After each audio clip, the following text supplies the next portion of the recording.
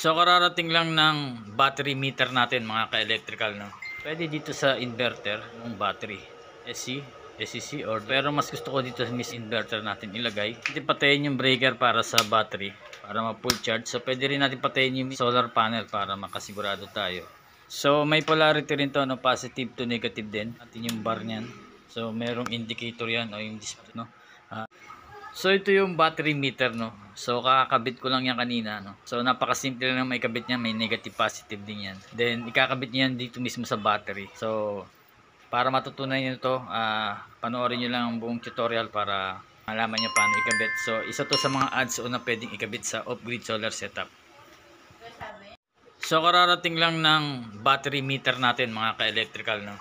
So maliit to, pero sa pamamagitan nito makikita natin yung capacity ng ating battery kung full charge na ba o kulang pa.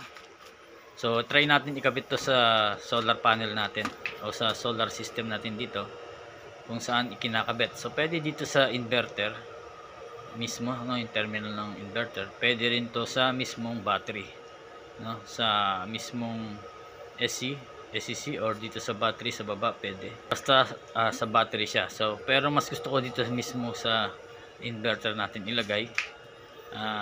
Para makita ko yung capacity ng battery ko kung napo-full charge na ba siya o kulang pa. So need lang natin patayin yung breaker para sa battery. Then i-try natin ikabit ngayon dito sa mismong inverter natin.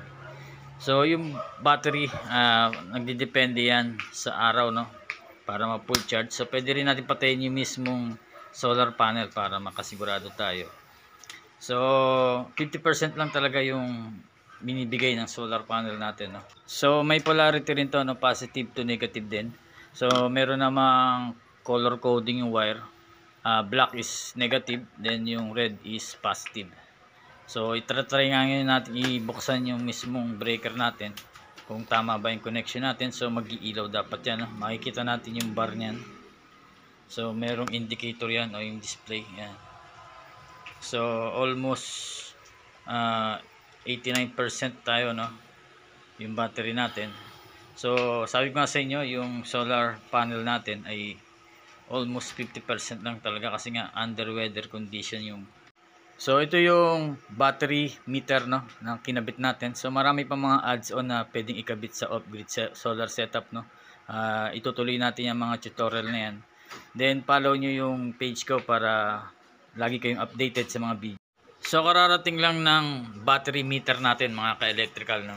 Pwede dito sa inverter ng battery, SC, SCC, or pero mas gusto ko dito sa mis inverter natin ilagay. Pwede patayin yung breaker para sa battery para ma-full charge. So pwede rin natin patayin yung solar panel para makasigurado tayo. So may polarity rin to, no, positive to negative din. Natin yung bar niyan. So merong indicator yan o yung display, no.